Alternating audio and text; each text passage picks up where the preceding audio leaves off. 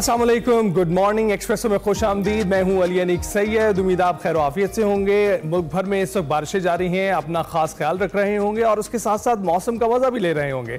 इस वक्त आपको बताएं कि मुल्क भर में मानसून का स्पेल जारी है और नए स्पेल ने रंग जमा दिया है। लाहौर समेत पंजाब के मुख्तलिफ शहरों में धुआंधार इनिंग्स जारी है और बादल बरसते ही फीटर्स भी ट्रिप होने लगे हैं। कई इलाकों में बिजली की बंदिश हो गई है।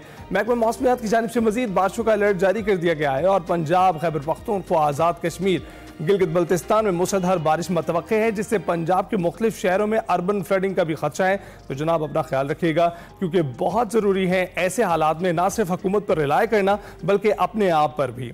इसके अलावा आपको बताते चलें कि अमेरिकी सदर डोनाल्ड ट्रंप और इसराइली वज़ीर आज़म नेतन्याहू की जो व्हाइट हाउस में इशाइये पर मुलाकात हुई है उसके बहुत चर्चे हैं और उस मुलाकात का कुछ अहवाल शेयर करते चलते हैं, जिसमें गजा में जंगबंदी से मुतल्लिक तबादला ख्याल हुआ और अमेरिकी वज़ीर दिफा, वज़ीर ख़ारजा, दीगर हुक्काम में भी मुलाकात में मौजूद थे और मीडिया से गुफ्तगू करते हुए अमेरिकी सदर डोनाल्ड ट्रंप ने कहा कि हमास गजा में जंगबंदी करना चाहती है और दो रियासती हल के सवाल पर डोनाल्ड ट्रंप ने जवाब देने से गुरेज किया और इसके बारे में उन्होंने कहा कि वो इस बारे में नहीं जानते और नेतन्याहू से पूछें। इसराइल के पड़ोसी ममालिक से बहुत अच्छा ताउन मिला है और पाकिस्तान और भारत समेत दुनिया में कई जंगें उन्होंने रुकवाई हैं। पाकिस्तान और भारत के पास एटमी हथियार हैं, दोनों को जंग के बदले तिजारत की पेशकश की गई जिसे उन्होंने कबूल किया। दोनों एटमी कुव्वतें हैं और यूक्रेन से जंग ना रोकने पर रूसी सदर पुतिन से वो नाखुश हैं। ईरान के साथ मुज़ाकरात का शेड्यूल बनाया है और उम्मीद है कि ईरान पर दोबारा हमला नहीं करना पड़ेगा। मीडिया से गुफ्तगू में नेतन्याहू ने कहा कि ऐसे मुल्क तलाश कर रहे हैं जो फ़लस्तीनियों को बेहतर मुस्तकबिल दे सके, लेकिन ये नहीं बताया गया कि बेहतर मुस्तकबिल से क्या मुराद है। क्या उनको सुकूनत देने की बात की जा रही है या सिर्फ एक बेहतर मुस्तकबिल की बात की जा रही है। इसराइल के हमसाय ममालिक से अच्छा रिस्पॉन्स मिल रहा है, उनका ये कहना था। और उधर इसराइली वज़ीर आज़म ने अमरीकी सदर डोनाल्ड ट्रंप को नोबेल अमन इनाम के लिए नामजद कर दिया है। दूसरी जानिब अमरीका का पाकिस्तान की जानिब से सदर ट्रंप को नोबेल अमन इनाम के लिए नामजद करने पर रद्द-ए-अमल भी सामने आया है और तर्जुमान व्हाइट हाउस कैरोलिन लेविट कहती हैं कि पाकिस्तान ने अमरीकी सदर डोनाल्ड ट्रंप को नोबेल अमन इनाम के लिए नामजद किया है। पाकिस्तान का ये इकदाम सदर ट्रंप की सिफारती कोशिशों का एतराफ़ है जो उन्होंने पाक भारत एटमी जंग रुकवाने के लिए की थी और अमरीकी सदर ने ईरान और इसराइल के दरमियान भी जंग बंदी करवाई है। तो ये क्रेडिट तो उनको जाता है कि गुज़िश्ता दो में उन्होंने 2 जंगें रुकवाई हैं और इसके अलावा वो ये भी कहते हैं कि मज़ीद 2 जंगें हैं जिनको उन्होंने रुकवाया है। तो नोबेल इनाम वो खुद को भी कंसीडर करते हैं कि मिलना चाहिए और अक्सर कहते हुए सुनाई देते हैं कि अगर बराक ओबामा को मिल सकता है बिला जवाज तो मुझे जवाज के साथ क्यों नहीं मिल सकता। खैर, ये तो डोनाल्ड ट्रंप की बातें हैं जो कि शेयर करते चलेंगे, हेडलाइंस की जीनत बने रहते हैं। अभी हम बात करते हैं कराची की, जहां 5 मंजिला मुनहदिम होने वाली जो मखदूश इमारत है उसे 27 जाने चली गई। इसके बाद सिंध हुकूमत ने सख्त इक़दाम शुरू कर दिए हैं और गुज़िश्ता रोज़ वज़ीर आला सिंध 5 मंजिला इमारत गिरने के मामले पर इजलास की सदारत की उन्होंने और 51 इंतहाई खस्ता हाल इमारतों को फौरी तौर पर गिराने की हिदायत की है। और मीडिया से गुफ्तगू करते हुए सिंध के वज़रा ने कहा है कि DG SBCA को मुअत्तल कर दिया गया है। इस वक्त सिंध में 740 ऐसी बिल्डिंग्स हैं जो कि पूरे सिंध भर की मैं बात कर रहा हूँ, जिसमें जो है थोड़ी बहुत कहा जाता है कि जी जिनको दोबारा मॉनिटर किया जाए। उसमें से जिस तरह मिनिस्टर साहब ने कहा कि 51 बिल्डिंग्स जो हैं उस पर इमीडिएटली एक्शन हो रहा है। क्या ये जो डेमोलिशन का काम है या जो आइडेंटिफिकेशन का काम है या जो गैर कानूनी तामीरात को रोकना और तोड़ने का काम है, उसमें सिर्फ SBC होनी चाहिए? SBC के साथ कुछ और भी इदारे हों जिनका ये जिम्मेदारी हो कि नहीं, वो भी जाके चेक कर सकते हैं और अगर वो गैर कानूनी है तो उसको वो SBCA के बगैर भी तोड़ सकते हैं। SPCA के बगैर भी हो सकती है। दूसरी जानिब वज़ीर आला की जानिब से अहकाम जारी होते ही लियारी में 5 मंजिला 2 इमारतों को गैर कानूनी करार दिया गया है, उसके हिस्से गिरा दिए गए हैं और हटाए गए DG इसहाक खोड़ो की जगह नए DG आमिर खान भुट्टो ने ओहदे का चार्ज संभाल लिया है। इस पर बात करने के लिए हमारे साथ मौजूद हैं नुमाइंदा कराची मोहम्मद सलीम। मोहम्मद सलीम, बहुत शुक्रिया हमें ज्वाइन करने के लिए। बताइएगा कि अभी जो इस वक्त सूरत हाल क्या है, ताज़ा तरीन इतलात क्या है? इमारत के गिरने के बाद कई इमारतों को खाली कराने की इतलात है, कौन कौन सी इमारतों को खाली करवाया गया है? जी, मैं इस वक्त लियारी के इलाके में मौजूद हूँ, जहाँ पर जो है वो ये जुम्मे की रोज़ इमारत लियारी में गिरने का वाक़या पेश आया था, जिसके नतीजे में शीरख्वार बच्चे, ख़वातीन समेत 27 अफराद जो है वो जाँ बाक हो गए थे। उसके बाद हुकूमत सिंध जो है वो फौरी तौर पर एक्शन में आई थी। वज़ीर बल्दियात, mayor Karachi on the spot पहुँचे थे। उसके अलावा गुज़िश्ता रोज़ वज़ीर आला सिंध ने इजलास किया है, जिसमें इब्तदाई रिपोर्ट पेश की गई थी कि इस बिल्डिंग गिरने की वजह वजूहात क्या थी, असबाब क्या थे और कौन कौन अफसरान जो हैं वो इस वाक़े के ज़िम्मेदार हैं। ये 2022 में इस बिल्डिंग को SPCA की जानिब से मुनहदम करार देने के लिए नोटिस जारी कर दिए गए थे। फाइनल नोटिस दिया गया था कि ये बिल्डिंग रहने के काबिल नहीं है, इसको आवाम से खाली करवा लिया जाए। तो इस तमाम तर सूरत हाल का ज़िम्मेदार कौन है, तो इस पर जो है वो एक ज़राए ये भी बताते हैं कि वज़ीर आला सिंध को जो SPCA की DG इसाक खोड़ो ने रिपोर्ट पेश की थी वो जो है वो क्लियर नहीं थी और उन्होंने जो है वो वज़ीर आला को सही रिपोर्ट पेश नहीं की थी, जिसके नतीजे में उनको इसलिए भी हटाया गया। और दूसरी वजह ये भी है कि 2022 में भी यही DG Sindh building control authority थे जिन्होंने जो है वो जिनकी दौर में इस बिल्डिंग को खाली करने का कहा गया था, उसके बावजूद ये बिल्डिंग में लोग रहते रहे और इस पर अमल दरामद नहीं हुआ। कल वज़ीर आला सिंध ने जो इजलास किया उसमें वज़ीर बल्दियात सीनियर वज़ीर शर्जील इनाम नैमन और वज़ीर दाखिला ज़ियाल अंजार ने शिरकत की। उसमें सख्त फैसले किए गए, सख्त नोटिस लिया गया, एक मुकदमा दर्ज करने का फैसला किया है सिंध हुकूमत ने। उसमें जिन अफसरान की लापरवाही होगी उन तमाम अफसरान को उस मुकदमे में शामिल किया जाएगा। वज़ीर बल्दियात सईद गनी ने कल प्रेस कॉन्फ्रेंस की, उसमें यह बताया कि हम जो है वो तमाम तर सूरत हाल का जायज़ा ले रहे हैं। अगर उसमें ग्रेड 20 के अफसर जो DG SPCA थे जिनको गुज़िश्ता रोज़ हटाया गया उनकी भी लापरवाही या गफलत सामने आई तो उनको भी हम मुकदमे का हिस्सा बनाएंगे। कल जो है वो DG SPCA इसाक खोड़ो को हटा दिया गया ओहदे से, उनको मुअत्तल कर दिया गया है। नए DG शाहमीर खान भुट्टो जो इससे पहले महकमा खजाना में तैनात थे, अच्छी रेपुटेशन रखने वाले अफसर हैं, उन्होंने बाकायदा तौर पर DG SPCA का चार्ज भी संभाल लिया है और उन्होंने तारुफी मीटिंग्स भी कर ली हैं। वज़ीर आला सिंध का ये कहना था कि किसी भी सूरत में इस महकमे में जो है वो SPCA में नाअहली या ये चीज़ें बर्दाश्त नहीं की जाएंगी। वज़ीर बल्दियात सिंध ने कल ये एतराफ़ किया है कि वो DG जो SPCA का अमला है वो उनके फाइनेंशियल स्टेक्स हैं, इसलिए जो है वो शहर में गैर कानूनी तामीरात हो जाती हैं। जब गैर कानूनी तामीरात के मुतालिक उनसे पूछा गया तो उन्होंने बताया कि शहर में बिल्कुल गैर कानूनी तामीरात होती हैं, उनको रोकने के लिए हम कानून साजी कर रहे हैं। वज़ीर आला सिंध ने कहा है कि 2 हफ्तों में कानून साजी कर लें और तरामीम जो भी हैं वो बना के असम्बली में पेश कर दें, तो ताकि नए कवानीन के तहत जो जितनी भी ये माफियाज हैं उनको नए कवानीन के तहत सज़ा दी जाए। ये उन्होंने बताया कि लियारी के इलाके में बहुत सारी ऐसी बिल्डिंग्स हैं जिनको मखदूश करार दे दिया गया है और ऐसी बिल्डिंग्स हैं जिनके काबिल रहने के काबिल नहीं है। दूसरी जानिब लियारी के असिस्टेंट कमिश्नर शहरयार हबीब मुतहरिक हैं और जो बिल्डिंग्स ऐसी हैं उनको मुनहदम करने का सिलसिला जारी है। बहुत जरूरी है, मुराद अली शाह साहब बिल्कुल ठीक कह रहे हैं, नए कवानीन मुतारिफ करवाने चाहिए, लेकिन पुराने कवानीन जो पहले मौजूद हैं उस पर भी तो अमल दरामद जरूरी था, जो नहीं हो सका। नए कवानीन पर क्या अमल दरामद हो सकेगा? बहुत शुक्रिया, आपने ताज़ से हमें आगाह किया। इस वक्त तर्जमान सिंध हुकूमत नादिर गबोल साहब भी हमारे साथ मौजूद हैं, उन्होंने हमें ज्वाइन कर लिया है। बहुत बहुत शुक्रिया शो ज्वाइन करने के लिए। सर, DG SPCA को तो मुअत्तल कर दिया गया, मगर 27 जाने के बाद सिंध हुकूमत ने इकदाम उठाया है। आपके वालिद भी कह चुके हैं कि जब से ये MNA वो बने हैं तो DG SPCA को करप्ट कह रहा हूं, मगर कोई आवाज नहीं सुन रहा। क्यों सर इतनी देर हो गई इस कार्रवाई के लिए?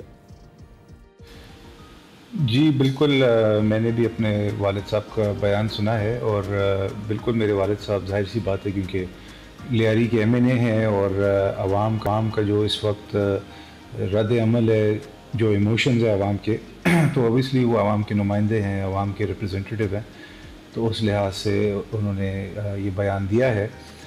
पर ये भी मैं साथ साथ कहना चाहता हूँ कि जितने भी शिकायत आती थी पहले लोकल गवर्नमेंट मिनिस्टर को, तो वो सारी शिकायत कंसिडर ज़रूर होती थी और इन शिकायत की वजह से माजी में भी चंद अफसरान, assistant director level, inspector level के लोग माजी में भी मुअत्तल किए गए हैं। DG SPCA के ख़िलाफ़ भी शिकायत थे काफ़ी, क्यों नहीं वो माजी में मुअत्तल किया गया, ये तो देखें अभी इन्वेस्टिगेशन लॉन्च हो चुकी है और जो लोकल गवर्नमेंट मिनिस्टर हैं जिसके मातहत ये इदारा होता है, तो उन्होंने यकीन दहानी कराई है कि इस जो साबका जो DG SPCA बन चुके हैं उनको भी क्लोजली उनके ऊपर इन्वेस्टिगेशन किया जाएगा, उनकी एक्टिविटीज़ के ऊपर, और जो उन्होंने फ़ैसले 2022 से लिए हैं वो तमाम चीज़ें अब इन्वेस्टिगेट की जाएंगी। और अगर उनकी कोई गफलत या कोई करप्शन, मिसमैनेजमेंट के इंकशाफात होते हैं, एविडेंस के साथ सामने आते हैं, तो उनके ख़िलाफ़ भी FIR रजिस्टर होगी। ये मैं बिल्कुल यकीन आपको दिलाना चाहता हूँ कि इस वक्त सिंध हुकूमत की नो करप्शन पॉलिसी है।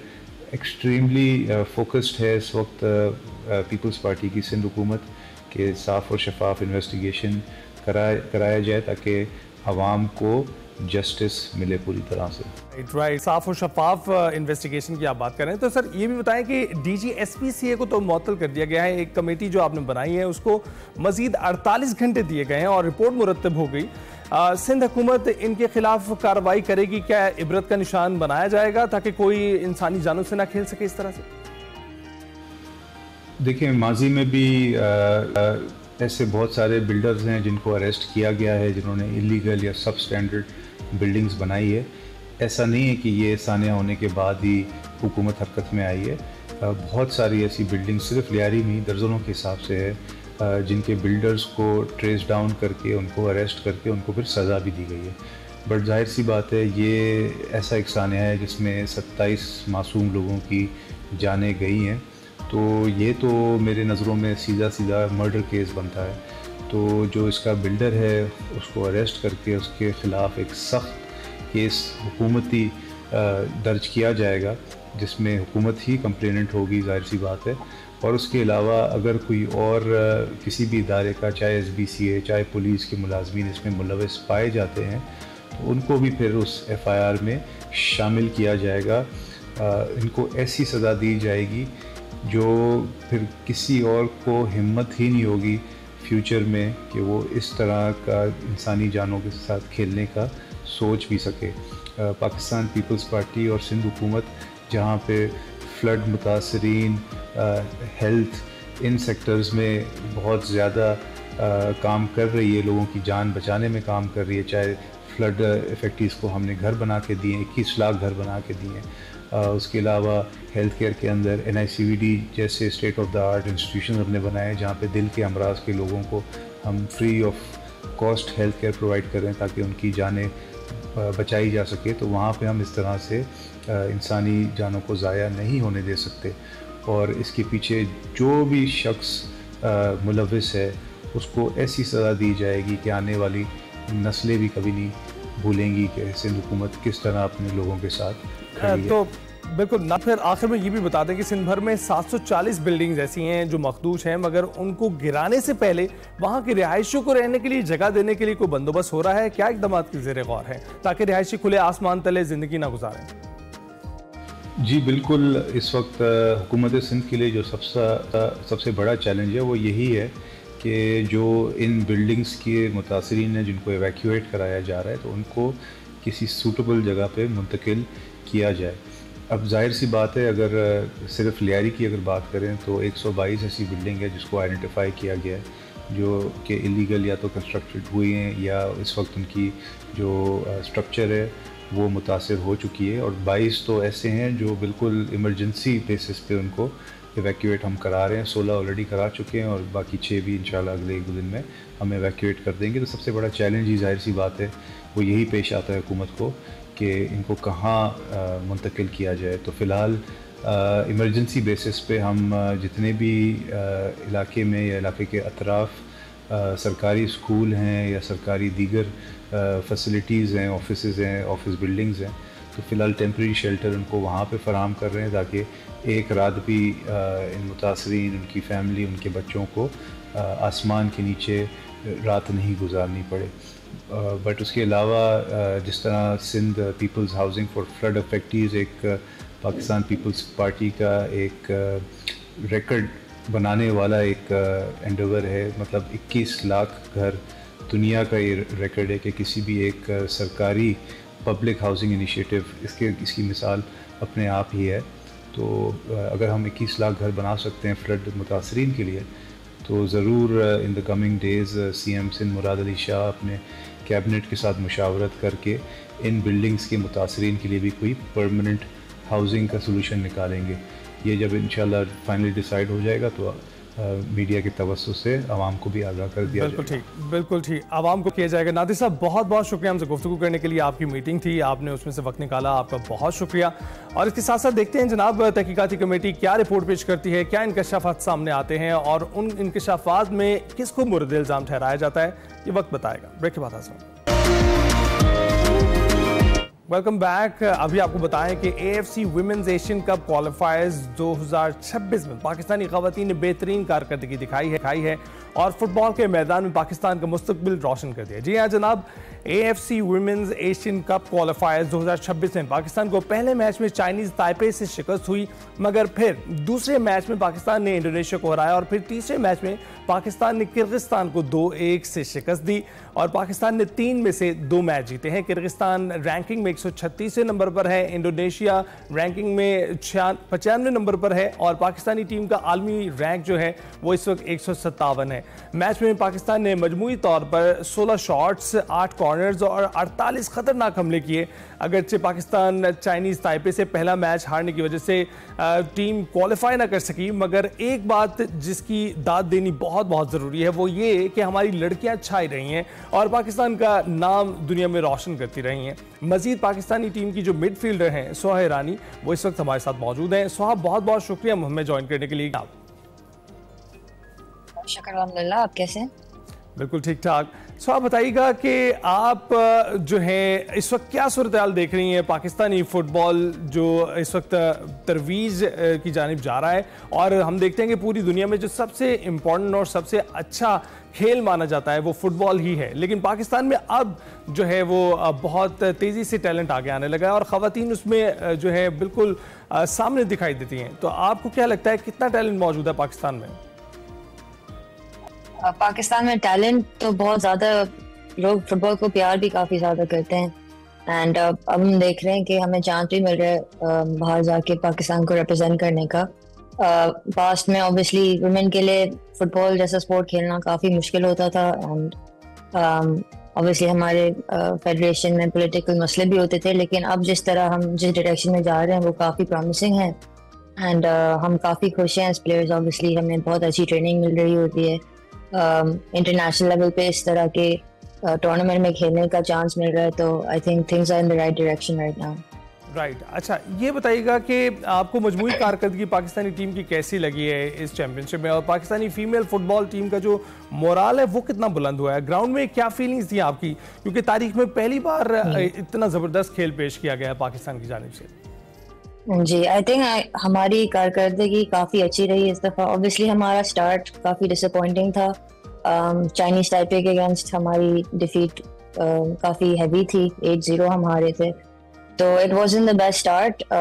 हम उसके बाद जिस तरह हमने कमबैक किया उसके लिए हमें टीम को क्रेडिट देना ज़रूरी है, बिकॉज इतनी हैवी डिफीट के बाद जाके 2 मैचेस जीतना, वो भी टीम्स के साथ जिनकी रैंकिंग हमसे बहुत ज़्यादा बेहतर है, इट जस्ट शोज कि हमारी टीम का बहुत ज़्यादा पोटेंशियल है। ऑब्वियसली इवन दो हमारा कैंप इतना ज़्यादा लंबा नहीं था, कुछ नई लड़कियां थी, इतने छोटे टाइम में हमने 2 विन्स लाना, वो भी इंडोनेशिया और किर्गिस्तान जैसी टीम्स के साथ। ऑब्वियसली परफॉर्मेंस टीम की बहुत अच्छी रही and this is just the start. I think ये बहुत अच्छा बिल्डिंग ब्लॉक है कि हम आगे जाके इससे भी बेहतर खेलेंगे इंशाल्लाह। करने में कामयाब रहा था जिसकी वजह से मैच जीत गए और तीसरे मैच में आपको कप्तानी की रिस्पॉन्सिबिलिटी भी दी गई थी, कैसा तजुर्बा रहा?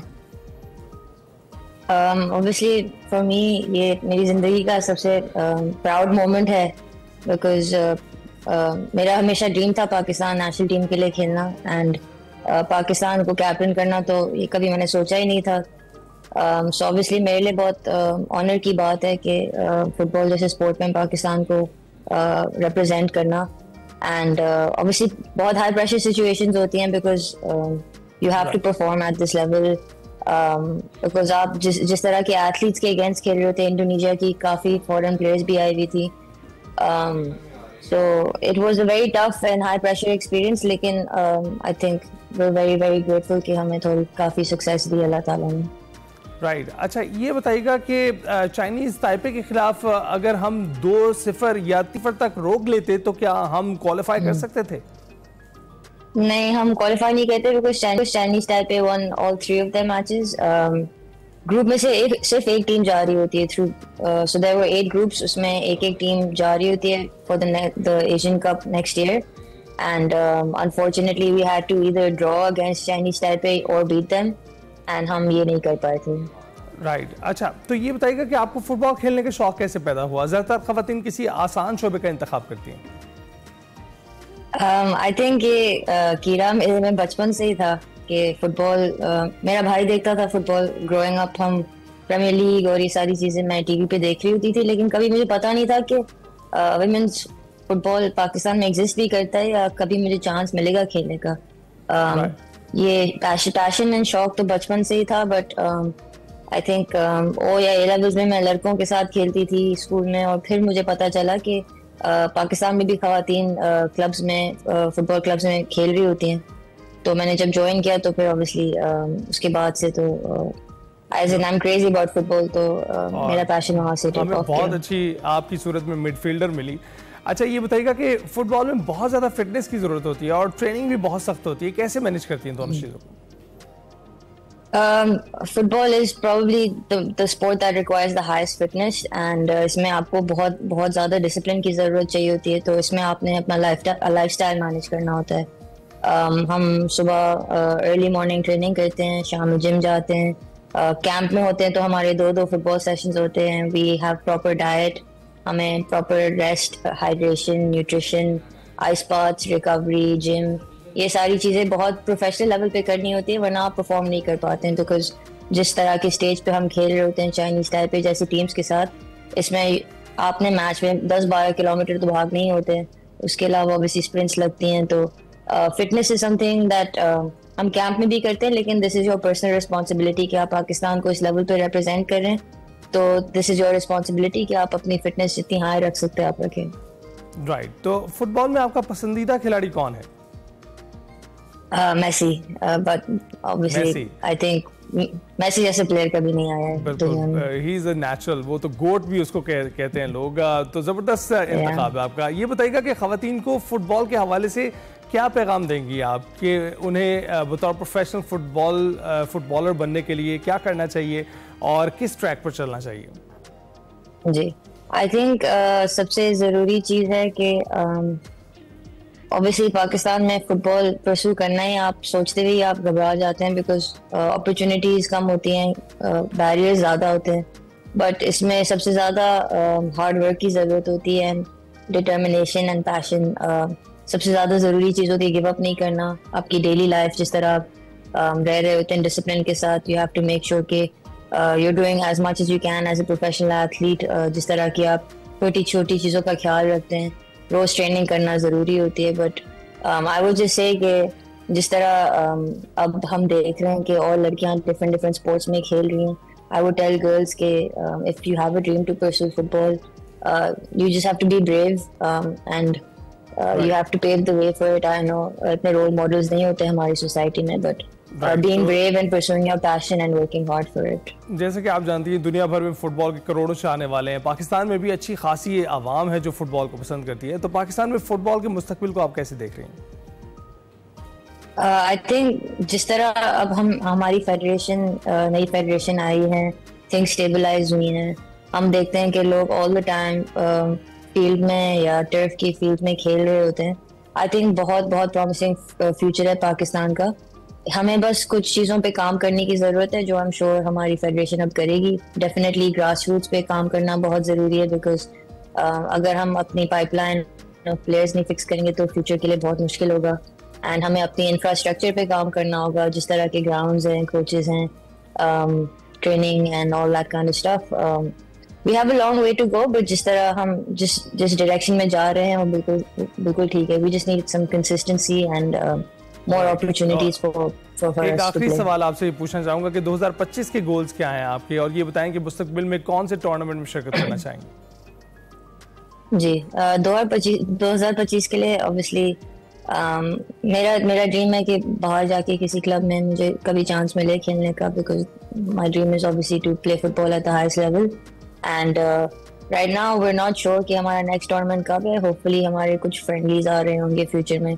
The aim is to make sure कि we win as many matches as possible Pakistan के लिए, एंड हम जितना पाकिस्तान का नाम रोशन कर सकते हैं उतना करना चाहिए। सो हाँ, बहुत बहुत शुक्रिया हमसे गुफ्तगू करने के लिए। मिडफील्डर हैं पाकिस्तानी टीम की, क्वालिफाई तो ना कर सकी लेकिन ऐसी शानदार कारकर्दगी पाकिस्तानी टीम ने पहले कभी नहीं दिखाई। इसका मतलब है कि टैलेंट आहिस्ता आहिस्ता अपनी मंजिल की जानिब गामजन है और जल्द ही हमें हर चैंपियनशिप में दिखाई देगा और जल्द ही चैंपियनशिप जीतता हुआ भी दिखाई देगा। हम ब्रेक के बाद हाजिर होंगे। Welcome back. बहुत ज़रूरी है मौसम पर बात करना क्योंकि आजकल बारिशें हो रही हैं। एनडीएमए के नेशनल इमरजेंसी ऑपरेशन सेंटर ने 6 से 10 जुलाई तक मुल्कगीर बारिशों और सैलाबी खतरे का अलर्ट जारी किया है और शुमाली पहाड़ी इलाकों में 12 जुलाई तक फ्लैश फ्लड्स जो हैं वो उनका भी खतरा है। गिलगित बल्तिस्तान, आज़ाद जम्मू कश्मीर में पहाड़ी इलाकों में दुगयानी, landsliding, glacial lake outburst floods का भी खतरा है, जबकि आवाम को मशवरा दिया गया है कि वो सैलाबी इलाकों, नदी नालों, कमजोर पुलों से गुजरने से गुरेज करें। और एनडीएमए ने पाक एनडीएमए डिजास्टर अलर्ट के हवाले से अपनी एक ऐप भी मुतारिफ करवा दी है ताकि आवाम को बर वक्त इत्तलात, एडवाइजरीज और हिफाजती गाइडलाइंस मुयसर हो सकें। इसी हवाले से मजीद बातचीत की हमने expert NDMA doctor Tayyab Shah को अपने शो में मदऊ किया है। डॉक्टर साहब इस वक्त हमारे साथ मौजूद हैं। डॉक्टर साहब बहुत शुक्रिया हमें ज्वाइन करने के लिए। कैसे हैं आप? जी अस्सलाम वालेकुम, अल्हम्दुलिल्लाह। अच्छा, ये बताइएगा कि सबसे पहले मॉनसून बारिशें कब तक जारी रहने का इम्कान है और क्या बारिशों में इजाफा मुतवक्के है? जी, पाकिस्तान में मॉनसून का सिलसिला अमूमन 30 जून से 15 सितंबर तक रहता है, लेकिन हालिया साल में मॉनसून अपने वक्त से पहले इसका आगाज हुआ है। 26 जून से मॉनसून का सिलसिला शुरू है और अभी तक रवा दवा है और ये सिलसिला 15 सितंबर तक जारी रहेगा। नेशनल डिजास्टर मैनेजमेंट अथॉरिटी के पास जो डेटा मौजूद है इसके मुताबिक इस साल रवां साल में मॉनसून अपनी शिद्दत ज़्यादा इख्तियार करेगा और मामूल से ज़्यादा बारिशें और मामूल से ज़्यादा दर्जा हरारत भी इस मॉनसून में देखा जाएगा। राइट, तो ये बताएं कि सैलाब और बारिश मुतासर इलाकों में रेस्क्यू और सेल्फ रिस्पॉन्स टीम्स की दस्तयाबी कैसे होगी? जी, वफाकी सतह पर नेशनल डिजास्टर मैनेजमेंट अथॉरिटी का रोल सूबाई डिजास्टर मैनेजमेंट के निज़ाम में हम आहंगी पैदा करना है। इसी सिलसिले में नेशनल डिजास्टर मैनेजमेंट अथॉरिटी एक साइनर्जाइज कोऑर्डिनेशन एफर्ट कर रहा है और मॉनसून की कोऑर्डिनेशन कॉन्फ्रेंसेस बाई वीक में 2 दफ़ा हम करते हैं, जिसमें गवर्नमेंट की जितनी भी डिपार्टमेंट्स हैं, चाहे वो वफाकी सतह के डिपार्टमेंट, सूबाई या ज़िलाई सतह के डिपार्टमेंट हो, वहाँ पे हम एक सिनर्जाइज्ड कोऑर्डिनेटेड रिस्पांस को इंश्योर करने की कोशिश करते हैं। जैसा कि रेस्क्यू सर्विसेज की आपने बात की, नेशनल डिजास्टर मैनेजमेंट अथॉरिटी इस चीज़ पे ख़ास तौर पर फोकस कर रहा है कि जिन इलाकों में ज़्यादा सैलाबी सूरत हाल पैदा हो सकती है वहाँ पे प्री कोऑर्डिनेटेड लॉजिस्टिक अरेंजमेंट हो, रिस्पांस की मोबिलाइजेशन भी वहाँ पे प्रॉपर हो, रेस्क्यू सर्विसेज भी वहाँ पे मौजूद हो और उसके साथ साथ जिलाई इंतजामिया के पास उन हॉटस्पॉट्स एरिया की आइडेंटिफिकेशन हो जहाँ पे कोई भी सैलाबी सूरत हाल पैदा हो सकती है। हम इस चीज़ को भी अब इंश्योर कर रहे हैं कि नेशनल प्रिपेयर्डनेस और प्रोविंशियल प्रिपेयर्डनेस कंप्लीट तौर पर मौजूद हो और जितनी भी इक्विपमेंट्स हैं, चाहे वो रिस्पांस से रिलेटेड इक्विपमेंट्स हैं या वेयर हाउस में स्टॉकिंग हो, स्टॉक अरेंजमेंट्स हो और या किसी भी किस्म की रिस्पांस मोबिलाइजेशन हो, तो वो प्रॉपर्ली वहां पे मौजूद हो। और इस अब हम इसको भी फोकस कर रहे हैं कि इन केस प्रोविंसेस में अगर कोई स्टॉकिंग में कोई गैप्स हैं तो उसको नेशनल रिजर्व से भी अब पूरा कर सके। राइट, तो डॉक्टर साहब आपने कहा कि मामूल से ज्यादा बारिशें होंगी, ये कितनी ज्यादा होंगी? क्या माजी के जो फ्लड्स थे उन जैसे फ्लड्स आने का खदशा है? जी, चूंकि क्लाइमेट चेंज एंड मौसमियाती तब्दीली एक रेगुलर पैटर्न बन चुका है, इसलिए हम क्लाइमेट चेंज की वजह से हम कभी भी पुराने फ्लड्स को रिलेट अब नए फ्लड्स के साथ नहीं कर सकते। अब अगर पाकिस्तान की माजी के भी सैलाबी सूरत हाल को देखें, 2022 का ऐसा फ्लड था जो कि कभी भी पाकिस्तान ने ऐसा फ्लड एक्सपीरियंस नहीं किया। 2010 का भी फ्लड अगर देखें तो दैट वाज बिल्कुल कंप्लीट डिफरेंट पैटर्न था। तो लास्ट 20 इयर्स में पाकिस्तान के फ्लड पैटर्न्स हर साल डिफरेंटली मैनिफेस्ट हुए हैं। इस साल भी हम पुराने फ्लड्स के साथ इसको रिलेट नहीं कर सकते, लेकिन यहाँ पे ये बात गौर तलब है कि इस साल 2025 में हम देख रहे हैं कि पाकिस्तान की जो पंजाब के शुमाल मशरकी अजला हैं, जिसमें नारोवाल, सियालकोट, शकरगढ़, इसके अलावा गुजरात, गुजरावाला, झेलम, लाहौर, फैसलाबाद, ये वो इलाके हैं जहां पर मामूल से काफी ज्यादा बारिशें इस साल मुतवक्के हैं। इसी के साथ साथ जनूब पंजाब में जहां पर डेरा गाजी खान, मुजफ्फरगढ़ और राजनपुर हैं, सुलेमान रेंज की जहां पे फुट हिल्स हैं, यहाँ पे भी ज्यादा बारिशें मुतवक्की हैं। सिंध की भी किरथर रेंज और सुलेमान रेंज के साथ मौजूद अजला, दादू, कंबर, शेदात कोट, ये वाले इलाके भी ज्यादा इस बार बारिशों को देखेंगे। बलूचिस्तान की जो शुमाल मशरकी इलाकों में भी ज़्यादा बारिशों का, बार खान का रीजन, कोलू, उस्ता मोहम्मद, डेरा मुराद जमाली, इसी तरह आवरान में भी ज्यादा बारिशों की इस बार पेशन गोई है। सिंध के साउथ सदरन पट्टी जहाँ पे ठट्टा बदीन सजावल लगता है, यहाँ पे भी बारिशें ज्यादा है। खैबर पख्तूनख्वा की जो मालाकंड और स्वात का रीजन है, मालाकंड और other regions in the north, यहाँ पे बारिशें ज्यादा हैं। लेकिन इसके साथ साथ इस साल एक और जो ज्यादा हमारे लिए डेंजर साइन है वो ये है कि हमारे नॉर्थ में गिलगित बल्तिस्तान और नॉर्थ ऑफ खैबर पख्तूनख्वा, जहाँ पे 7,000 से 13,000 के ग्लेशियर्स मौजूद हैं, 7,000 मेजर ग्लेशियर्स और 6,000 माइनर ग्लेशियर्स, वहां पे मामूल से कहीं ज्यादा टेम्परेचर रिकॉर्ड हो रहा है। बिल्कुल, और यही पूछने वाला था आपसे कि जो glacier leak outburst floods हैं उनसे बचाव की क्या हिकमत अमली आपने बताई?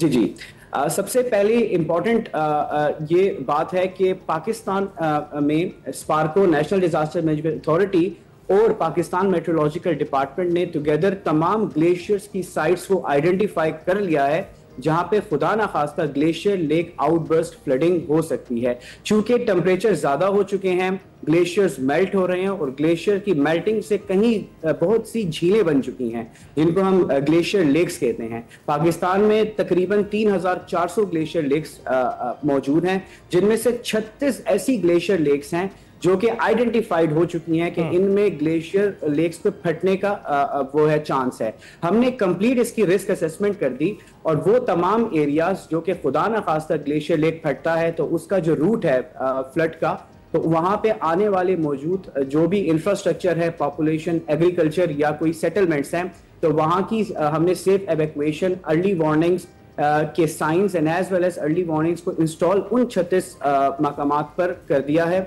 इसके साथ साथ ग्लेशियर लेक आउटबर्स्ट फ्लडिंग से बचने के लिए कुछ इंजीनियरिंग टेक्निक्स होती हैं जिसमें साइफन पाइपिंग है, कंट्रोल ब्रीचिंग है, तो वो तमाम चीजें हमने जी राइट डॉक्टर साहब कर रहे हैं। बिल्कुल, थैंक यू वेरी मच। हमें जो आपकी हिकमत अमली है उसे आगाह करने के, ग्लेशियर लेक बर्स्ट जो है फ्लड्स हैं उनके मुतालिक आपने बचाव की क्या तदाबीर इख्तियार की हैं वो बताने के लिए। तो ये हुकूमती इकदाम है जिनसे डॉक्टर तैयब बता रहे हैं कि हुकूमती सतह पर क्या हो रहा है। आप अपनी सतह पर भी अपने घर वालों को महफूज रखने के लिए, अपने खानदान वालों को महफूज रखने के लिए ना सिर्फ NDMA की एडवाइजरी शेयर करें बल्कि जो महकमा मौसमियात की प्रेडिक्शंस है उस पर भी नजर रखें। हम ब्रेक के बाद हाजिर होंगे।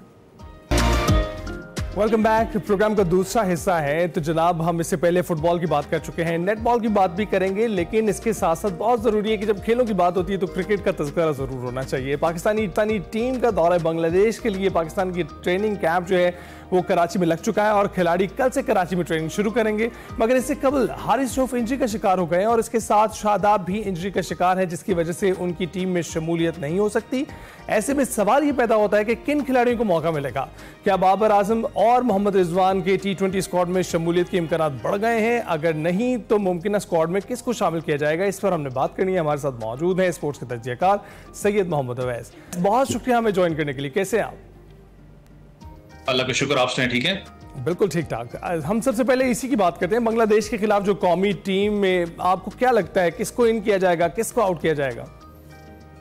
अच्छा यार, जैसे आपने भी अभी इंट्रो में बात की है, कल भी बहुत ज्यादा एक आपको पता है ऑब्वियसली आपके प्राइम, अगर मैं बॉलर्स की बात करूं, बैट्समैन की बात करूं तो बहुत ज्यादा शोर इस वक्त तो हर जगह, चाहे बाबर आजम को लेकर हो के चाहे रिजवान है, फिर इंजरी का आपको पता लिस्ट थोड़ी सी लंबी आपकी होती जा रही है। हारिस रऊफ भी इंजर्ड हो चुके हैं, ग्रोइन का उनको इशू चल रहा है कि यार अगर वो नहीं होंगे तो पाकिस्तान टीम का स्ट्रगल फेस पे जाएगी, नहीं जाएगी।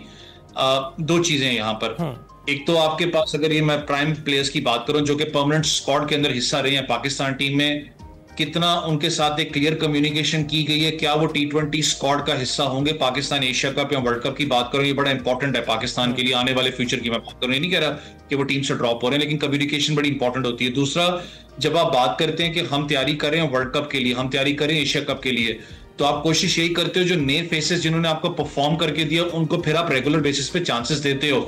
हम अनफॉर्चुनेट आज भी मैं कहता हूँ उन कुछ टीमों में से हैं जो कि आज भी बहुत पीछे हैं। ज्यादातर टीम्स आपको पता है T20 वर्ल्ड कप अगले साल आ रहा है, लेकिन अभी से उनकी आपके ज़हन में आता है कि यार ये 15 रुकनी स्क्वाड होगा जो कि वर्ल्ड कप T20 के अंदर एंटर होगा।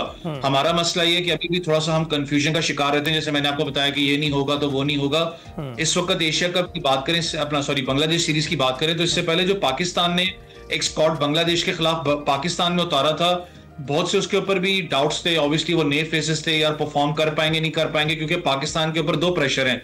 एक तो पाकिस्तान T20 के अंदर रैंकिंग में शायद 8वें नंबर पर मौजूद है, आपने उस रैंकिंग को बेहतर करके टॉप 6 के अंदर आना है, तो आपके ज़हन में होगा कि हम व्हाइट वॉश के लिए जाएं। दूसरा, ये नए लड़के हैं, इनको आपको मौका देना पड़ेगा प्रॉपर तरीके से, और आपने जब मौका दिया, इन लड़कों ने परफॉर्म करके आपको दिया, बहुत अरसे के बाद आपको वो स्ट्राइक रेट को भी मेंटेन करते हुए नजर आया, 180-200 प्लस के स्ट्राइक रेट से बैटिंग हुई, मिडिल ऑर्डर के अंदर आपके बॉलर्स ने परफॉर्म किया। लेकिन जब आप बांग्लादेश खेलने जाएंगे, थोड़ी सी डिफरेंट विकेट आपको नजर आएगी, वहां पर स्पिनिंग ट्रैक होगा, बॉल स्पिन करेगा।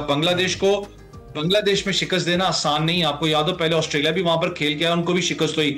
मुझे पता है लोग बात करें कि यार बांग्लादेश ने, यूएई ने बांग्लादेश को शिकस्त दी है, तो उनका एज सच को मोराल इतना पॉजिटिव नहीं है, थोड़ा सा मोराल डाउन है, लेकिन वो once in a blue moon होता है। मुझे पता है बांग्लादेश इस वक्त बिल्डिंग फेस में, ये नहीं कह रहा कि बांग्लादेश बड़ी स्ट्रॉन्ग साइड है, हमारी अल्लाह का शुक्र है बड़ी तगड़ी साइड आपको नजर आती है, लेकिन एक अच्छी बात है एटलीस्ट आपके जो middle order strike rate batsman की बात करूं, चाहे आपके ओपनर्स की बात करूं, वो टेस्ट जरूर होंगे स्पिन बॉलिंग ऑप्शन के आगे कि वो किस तरीके से यहाँ काउंटर अटैक करते हैं। याद रखेंगे पाकिस्तान ने एक चीज साउथ अफ्रीका को यार आपको अप्रिशिएट करना पड़ेगा। मुझे वन ऑफ पाकिस्तान, ऑब्वियसली हमारी अपनी टीम है, पाकिस्तान के बाद अगर मैं ज्यादातर फैंस को बात करूं तो वो यही कहते हैं कि यार साउथ अफ्रीका डिजर्व करता है कोई भी बड़ी ट्रॉफी की बात करें, क्योंकि जिस तरीके से हमेशा उन बेचारों के साथ कहीं ना कहीं मिस आप हुआ, आपको पता थोड़ा पहले आप चले जाए, उनका एक इशू गवर्नमेंट का भी बहुत ज्यादा इन्फ्लुएंस रहा है, उनके क्रिकेट बोर्ड के अंदर पॉलिटिकल इन्फ्लुएंस रहा है, फिर उसके बाद आपको पता है ब्लैक एंड व्हाइट वाला मसला, कोटे वाला सिस्टम था, उसका बहुत बड़ा इशू रहा है।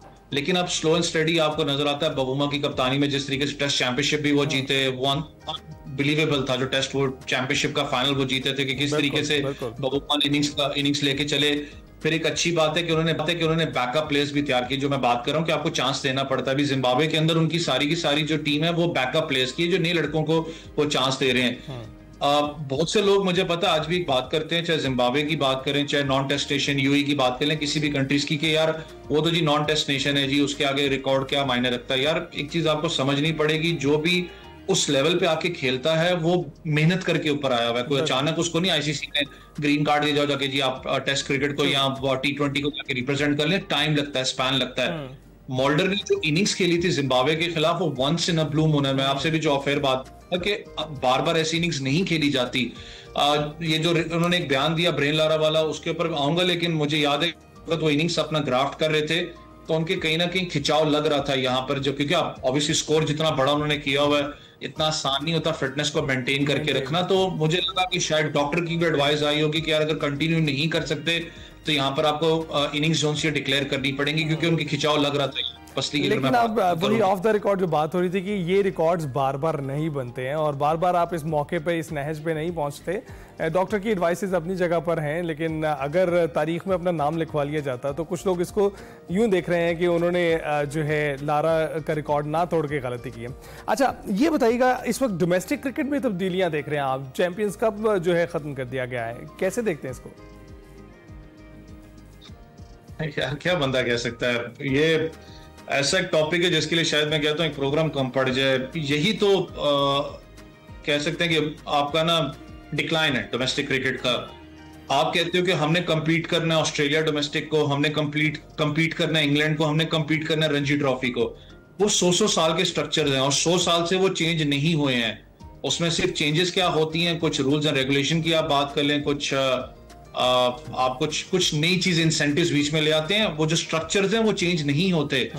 हमारा मसला ये है, कभी हम टीमें ज्यादा कर देते हैं, कभी हम टीमें कम कर देते हैं। आपने इतना बड़ा भारी भरकम डोमेस्टिक का स्ट्रक्चर दिया था, मैं खुद कह रहा था कि प्लेयर्स किस तरीके से अपने फिटनेस को मेंटेन करके रखेंगे, लेकिन अच्छी बात ही बैक एंड पे फाइनेंशियली प्लेयर्स कुछ ना कुछ सस्टेन होते रहते। आपने फिर उसके अंदर चेंज कर दिया। फिर विकेट्स की आप बात करें, सबसे बड़ा चैलेंज वो है कि आप टेस्ट क्रिकेट के अंदर जाके आप कहते हैं कि जी अपना झाड़ू फेर दो, देखता हूं कौन आके जीता। यहाँ पर टेस्ट क्रिकेट आप बिल्कुल डेड ट्रैक बना देते हो, वहां पर स्पिनिंग ट्रैक बनाते हो। उसी सीजन के अंदर आप मीडियम पेसेस के लिए सपोर्टिव ग्रीन ट्रैक बनाते हो डोमेस्टिक के अंदर। तो ये जो डिफरेंशिएशन है इसको आपको खत्म करना पड़ेगा कहीं हद। अगर आप चाहते हैं कि आप सस्टेन करें, बिल्कुल अपने टैलेंट को प्रमोट करना चाहते हैं तो कहीं ना कहीं आपको ये जो है ना डिफरेंस खत्म करना पड़ेगा। बहुत बहुत शुक्रिया अवैस हमसे बात करने के लिए।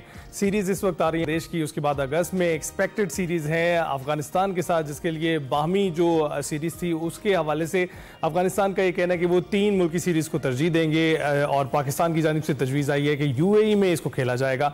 तो जनाब ये तमाम तर खबरें थी क्रिकेट के मैदान से, हम ब्रेक के बाद हाजिर होंगे। Welcome back. नेटबॉल की बात करें, पाकिस्तान ने जनूबी कोरिया में होने वाली Asian youth girls netball championship की डिवीजन कप का फाइनल जीत लिया है और पाकिस्तान ने फाइनल में मालदीव के खिलाफ 35 के मुकाबले में 60 गोल से ये कामयाबी हासिल की है। पाकिस्तानी चैंपियनशिप के प्लेट डिवीजन कप में नाकाबिले शिकस्त रहे हैं और पाकिस्तान ने फाइनल समेत मुसलसल 7 मैचेस में कामयाबी हासिल की और फाइनल में मालदीव को किसी क्वार्टर में बरतरी ना लेने दी है। मजीद इस हवाले से बात करने के लिए हमारे साथ मौजूद हैं chairman Pakistan Netball Federation Mudassir Razzaq Karai साहब और नेटबॉल प्लेयर हैं परिसा अब्बास। आप दोनों का बहुत शुक्रिया। सबसे पहले चेयरमैन साहब आपकी जानिब आते हैं, ये बताइएगा कि कैसा तजर्बा रहा है अपनी टीम को वहां ले जाकर चैंपियनशिप जितवाने का? देखिए, तजर्बा तो बहुत अच्छा रहा। सबसे पहले अस्सलाम वालेकुम और मैं एक्सपर्ट न्यूज़ का शुक्रिया अदा करता हूँ कि उन्होंने इन्वाइट किया और तजर्बा जो एक्सपीरियंस बहुत अच्छा रहा। जब तक आप एक्सपीरियंस नहीं करेंगे आपको पता नहीं चलेगा। उसमें हमें बहुत सारी डिफ़िकल्टीज और प्रॉब्लम्स क्रिएट हुई, मगर हम अल्लाह ताला से पुरुमीद थे कि इस चैम्पियनशिप में हम जाएंगे, जीत के आएंगे और पाकिस्तान का नाम रोशन करेंगे। हालांकि दुबई का जो एयर स्पेस बंद हो गया था, फ्लाइट हमारी कैंसिल होने पे आगे सारी फ्लाइटें कैंसिल हो गई थी, हम लोग वापस जा रहे थे, मगर हम फिर भी पाकिस्तान के लिए गए, पहुंचे और एयर स्पेस खुद ब खुद खुल गया 2 घंटे बाद और अल्हम्दुलिल्लाह कोरिया पहुंचे, वहाँ चैंपियनशिप खेली और बच्चों ने बहुत बेहतर परफॉर्म किया।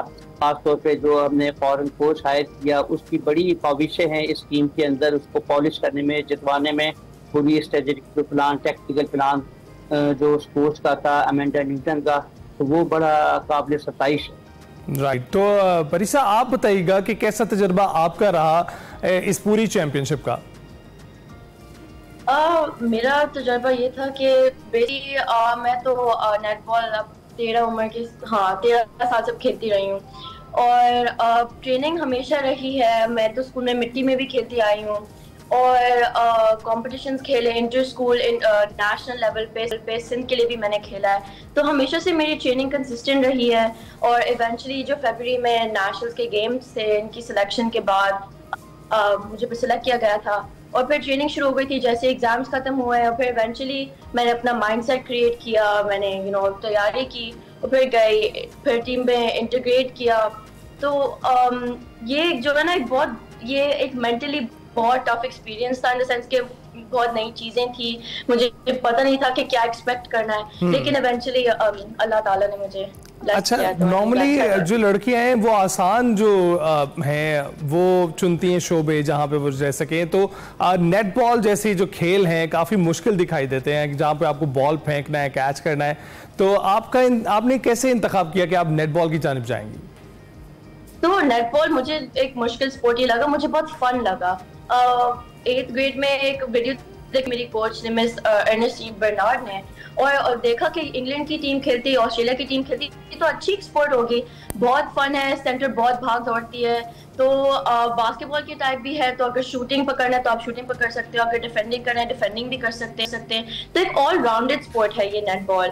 और ये भी देखा कि चलो छोटा स्पोर्ट है, इसको एक्सप्लोर क्यों ना करें, क्यों है छोटा स्पोर्ट। इवेंचुअली ट्रेनिंग पे गए, एनसीसी पे गए और देखा कि एक्चुअली बहुत सारी लड़कियां आती हैं, कराची की स्कूल्स खेलती हैं, पंजाब की स्कूल्स खेलती हैं, केपीके के स्कूल्स खेलती हैं, तो है एक बड़ा स्पोर्ट, अब ग्रो हो रहा है। राइट, मुदस्सिर साहब आप बताइएगा, आपने चैलेंजेस का जिक्र किया, आपने बताया कि एयर स्पेसेस बनती तो लड़कियों को इकट्ठा करना काफ़ी मुश्किल था, लेकिन गैर मुल्की कोच की जो सिलेक्शन है उसके हवाले से भी आप बताएं कि चैलेंजेस तो आपको कई जगह पर जो है, कई मौक़ों पर उसका सामना करना पड़ा है, ना सिर्फ आपको नेटबॉल के मैदान में बल्कि उससे बाहर भी ये चैलेंजेस आपके लिए थे।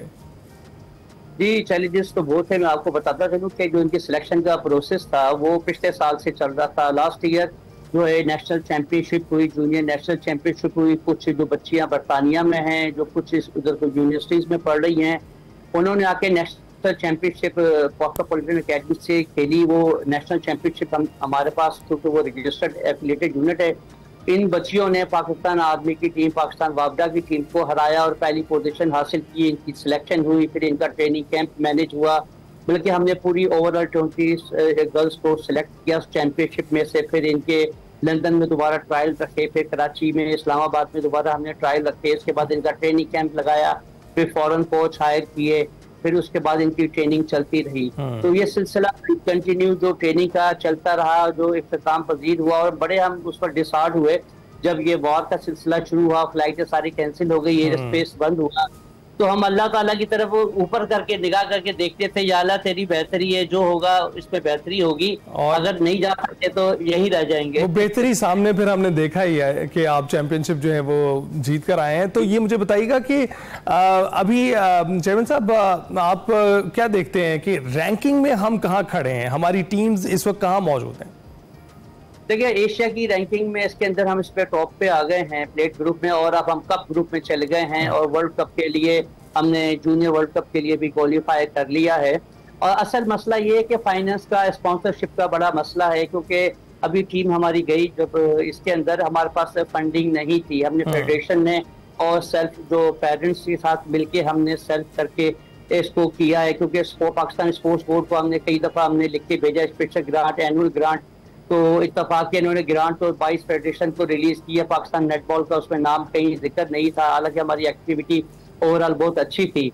मसला सारा आता है फंडिंग का, फाइनेंस का, स्पॉन्सरशिप का। अगर हमारे पास स्पॉन्सरशिप हो, पैसा हो, फाइनेंस हो, गवर्नमेंट सपोर्ट करे, तो ये टीम वर्ल्ड कप भी जीत सकती है। और उसमें स्पेशली मैं अभी वजीर आजम साहब जनाब शहबाज शरीफ साहब का शुक्रिया अदा करूंगा, आसिफ अली जरदारी साहब सदर पाकिस्तान का शुक्रिया अदा करूंगा कि उन्होंने बच्चों को अप्रिशिएट किया, सोशल मीडिया के ऊपर पैगामात भेजे, इनके लिए नेक ख्वाहिशात का इजहार किया। और मैं इनसे गुजारिश भी करना चाहूंगा, इन बच्चों को एप्रिसिएशन रिवॉर्ड दिया जाए, कैश रिवॉर्ड दिया जाए, ताकि इनकी एप्रिसिएशन हो सके, ताकि आगे जाके और नेक्स्ट टूर्नामेंट में पाकिस्तान का नाम रोशन कर सके। बिल्कुल, नेक्स्ट टूर्नामेंट में भी पाकिस्तान का नाम रोशन करेंगे। तो परिसा, आप ये बताइएगा, जिस डिवीजन में आप फाइनल जीते हैं उसकी ज़रा तफसील दीजिएगा, और उसके साथ साथ आपने ट्रेनिंग कैसे की और तैयारी कैसे की, और कौन सी ऐसी टीम थी जिसने बड़ा टफ टाइम दिया आपको?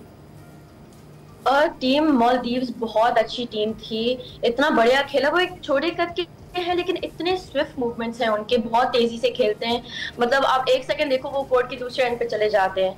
और तो ये एक बड़ा सा मसला था, लेकिन इवेंचुअली हमने स्ट्रैटेजी चेंज की, हमने टैक्टिक चेंज किया, हमने ओवरहेड पासेस यूज किए, और अल्हम्दुलिल्लाह हमारे प्लेयर्स जो है ना वो ज्यादा टॉल थे, तो ये स्ट्रैटेजी कामयाब रही और हम जीते, 2 दफा उनको हराया। और ट्रेनिंग के हवाले से हमने ट्रेनिंग की एनसीसी पे, जो पहले उसका नाम था पीएस ब्यूजर, ट्रेनिंग करते थे। और जैसे एग्जाम्स खत्म हुए हफ्ते इतवार पर, और ये जो यूके की टीम भी थी, इन लोगों ने ट्रेनिंग कैंप्स रखे, दिन भर 9 AM to 6 PM उनके ट्रेनिंग कैंप्स होते थे, और पूरा साल हमने मेहनत की। और जैसे हम पहुंचे, हमने ब्रेकफास्ट खाया, नाश्ता किया, और फिर ट्रेनिंग पे चले गए। उसी वक्त स्ट्रैटेजी चेंज हुई, हमने उन्होंने हमको टेस्ट किया, देखा हमारा स्किल क्या है, हमने उनका स्किल देखा, फिर इवेंचुअली स्किल्स मर्ज हुए। तो एक बड़ा सा प्रोसेस था, लेकिन अच्छा, राइट। मालदीव्स के खिलाफ आपने बताया कि 35 के मुकाबले में 60 गोल्स किए। किसने सबसे ज्यादा गोल किए? किसी और अपनी टीम मेंबर का नाम लेना चाहेंगे? जी बिल्कुल, हमारे जो GS हैं गोल शूटर, वो अलीशा नवीद ने इतनी अच्छी शूटिंग की, उनकी एक्यूरेसी इतनी अच्छी थी। और फिर हमारी है लिया, वो गोल अटैक खेलती हैं, वो इंजरी पे और उनको फ्लू भी था, लेकिन उन्होंने भी इतना अच्छा खेला। वो कोर्ट मतलब ऐसे भाग रही थी, मुझे नहीं पता कैसे किया उन्होंने। फिर हमारी दूसरी इम्पैक्ट प्लेयर भी हैं इसरा और अमानी, इन दोनों को फिर बाद में सब्स्टिट्यूट किया, और लोगों ने भी बहुत अच्छा खेला। सारे शूट के 100% एक्यूरेसी थी, और बस अल्लाह ने मदद की, तो अल्हम्दुलिल्लाह बेहतरीन कारकर्दगी आपने दिखाई है। तो चेयरमैन साहब, आखिरी सवाल आपसे करना चाहूंगा कि इस वक्त पाकिस्तान नेटबॉल को आप देखकर क्या विजन लेकर चल रहे हैं, कहां पर देखना चाह रहे हैं, हम लोग स्टैंडिंग में कहां पर खड़े हैं, और हुकूमत पाकिस्तान से क्या चाहेंगे? देखिए, इस वक्त हमारी जो मेंस में स्टैंडिंग है, HMA नंबर 2 है, और एशियन चैंपियनशिप होनी जा रही है मेंस की, और वर्ल्ड कप का ये क्वालिफाइंग राउंड है। हमारे पास फाइनेंस नहीं है, फाइनेंस बिल्कुल ही नहीं है। अगर हमें गवर्नमेंट सपोर्ट करे, फाइनेंस दे, एनुअल ग्रांट दे, जो पिछले साल नहीं दी गई, इस साल दी गई, और उसमें यह है कि हम अपने खिलाड़ियों को भरपूर ट्रेनिंग करवाएंगे, फॉरेन कोच हायर करेंगे। ये जनवरी के अंदर, नेक्स्ट ईयर जनवरी के अंदर एशियन मैन चैंपियनशिप है, और नेक्स्ट ईयर ही एशियन वुमेन चैंपियनशिप है जो वर्ल्ड कप का क्वालिफाइंग राउंड होगा, क्योंकि जो वर्ल्ड कप के आप बेस्ट 16 के अंदर आएंगे तो कॉमनवेल्थ गेम के लिए भी आप क्वालिफाई कर जाएंगे। तो हमारी कोशिश, हमारा गोल जो है कॉमनवेल्थ गेम, वर्ल्ड कप और एशियन चैंपियनशिप है, मैन वुमेन दोनों। मगर हुकूमत पाकिस्तान, स्पेशली मैं वज़ीर आज़म साहब से गुजारिश करूँगा कि पाकिस्तान नेटबॉल फेडरेशन को ग्रांट मुहैया की जाए, फाइनेंशियल सपोर्ट की जाए। जो बच्चियाँ उधर हैं हमारे पास लंदन में, उनको पाकिस्तान बुला के यहाँ पे कंबाइंड ट्रेनिंग कैंप लगाना चाहते हैं। तो बहुत सारी स्ट्रेटजीज हैं, मगर ड्यू टू फाइनेंशियल प्रॉब्लम हम उसको कर नहीं पा रहे। आपकी मदद आपके तहत आप जहाँ तक कर सकते थे किया है। हम अब से गवर्नमेंट की तरफ देख रहे हैं, प्राइम मिनिस्टर साहब की तरफ देख रहे हैं कि वो इसमें हमारे साथ दे और पाकिस्तान का नाम रोशन करें इंशाअल्लाह। बिल्कुल मुदस्सिर साहब, जहां पर आप कामयाबियां समेट रहे हैं वहां पर फंडिंग भी बिल्कुल बनती है। बहुत बहुत शुक्रिया हमसे बात करने के लिए, और परिसा का भी आपको फ्यूचर में ऑल द बेस्ट आपके करियर के लिए, आपके आने वाले मैचेस के लिए। हम ब्रेक के बाद हासिल होंगे। Welcome back. संजीदा बातें हो गई, खेलों की बातें हो गई, तो एंटरटेनमेंट का तड़का भी होना चाहिए, उसकी गपशप भी होनी चाहिए। और आपको जैसे कि मालूम है कि हम एक्सप्रेस एंटरटेनमेंट की ड्रामों का तस्करा अक्सर किया करते हैं, और जब हिना हमारे साथ होती हैं तो उसका जो मज़ा है वो और भी दुबाला हो जाता है, क्योंकि ड्रामा देखना तो दिलचस्प है ही, उसका जिक्र करना, उसके हवाले से बातें करना वो और भी दिलचस्प हो जाता है। इस वक्त हिना हमारे साथ मौजूद नहीं है, आप फिक्र मत कीजिए, कल हमें ज्वाइन करेंगी, लेकिन आई एम श्योर कि वो घर बैठी जो ड्रामा गुमान है उसे देख रही होंगी। बेहद पसंद किया जा रहा है, आपको कुछ झलकियां दिखाते हैं। उस लड़की को तुम इस घर में लेकर आना चाहते हो, ये कभी नहीं हो सकता। वो लड़की सिर्फ तुम्हारी बीवी है और बस। हारून की मोहब्बत का नाजायज फायदा मत उठाओ। तुम जानती हो किस कदर तुम बोझ बन गई हो हारून पर। रोमा को वापस जिंदगी की तरफ लाने का सिर्फ एक तरीका, और वो ये कि उसकी शादी कर दी जाए। मेरा ख्याल है अब आप लोग एक दूसरे से मिल ही चुके हैं, तो क्यों ना रिश्ते की बात शुरू की जाए। लेकिन मेरी एक शर्त है। कभी यकीन कभी गुमान। आप सारे ड्रामे पसंद कर रहे हैं तो ये भी देखना मत भूलिएगा। गुमान हर पीर मंगल बुध रात 9 बजे सिर्फ एक्सप्रेस एंटरटेनमेंट पर। और अगर आपका कोई एपिसोड मिस हो जाता है तो बिल्कुल मत घबराइए, क्योंकि YouTube चैनल पर सारे एपिसोड मौजूद हैं, लिंक आपकी स्क्रीन पर मौजूद है। अब सेगमेंट शामिल करते हैं निकले तेरी तलाश में, जिसमें वकार अहमद मलिक मुस्तनसर हुसैन तारड़ साहब से बात कर रहे हैं कि जो तुर्क नॉवलिस्ट हैं यशार कमाल, उनको पढ़ना क्यों जरूरी है। आइए इसको देखते हैं।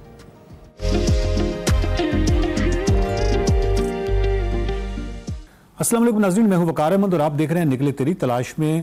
मुस्तनसर हुसैन तारड़ साहब हमारे मेहमान हैं, हर हफ्ते मेहमान होते हैं और हम उनसे एक सवाल पूछते हैं। और आज का जो सवाल है वो बहुत ही एक दिलचस्प सवाल है। तारड़ साहब बहुत शुक्रिया। आपके पोते का नाम मुझे मालूम है कि यशार है, और यशार कमाल जो है उनके हवाले से मैं पूछना चाहता हूँ, बल्कि मैं चाहता हूँ कि आइंदा भी हम इस मौजू पे बात करते रहें कि किस बड़े राइटर को क्यों पढ़ना चाहिए, ये आपसे बेहतर नहीं कोई बता सकता। तो यशार कमाल जो है इतने बड़े नावल निगार, मैं अगर आपसे ये सवाल करूं कि यशार को क्यों पढ़ना चाहिए तो आप क्या कहेंगे? यशार कमाल जो है जी, जो इब्तदाई अयाम से मेरी पढ़ाइयों के, यानी बहुत ज़्यादा मतलब नहीं पढ़ा हुआ था और खोज थी, तो उस ज़माने में मकतबा फ्रैंकलिन यहाँ पे हुआ करता था, अमेरिकन बैग था, और वो गैर मुल्की तर्जुमे करते थे किताबों के। और उसमें मेरे हाथ लगी एक किताब, उसका नाम था विंड्स फ्रॉम द प्लेन्स। वाह, ये पहली किताब मैं पढ़ी एंड आई वाज फैसिनेटेड। जी बिल्कुल। मैं थोड़ा सा उसकी कहानी बयान कर देता हूँ, क्योंकि वो ज़रूर नुक्ते आगाज़ साबित हुई यशार कमाल के साथ राब्ते की, यानी इंटलेक्चुअल राब्ते की। और उसके बाद मैंने अपने पोते का नाम भी यशार रखा, और तब वो हयात थे जब मैंने पोते की तस्वीर उनको भेजी और मैंने लिखा कि इसका नाम मैंने आपके नाम के ऊपर रखा है। तो वो तस्वीर अभी तक पड़ी हुई है, उसके ऊपर लिखा हुआ है टू यशार फ्रॉम यशार। वो मेरे लिए बहुत प्राइज हुई। तो विंड्स फ्रॉम द प्लेन्स में एक छोटा सा कस्बा है, और वहाँ एक माई बूढ़ी जो होती है ना, उड़ती हुई आती है और एक बच्चा देखता है और भाग के जाके कहता है कि अनातोलिया के प्लेन्स में कपास तैयार होगी।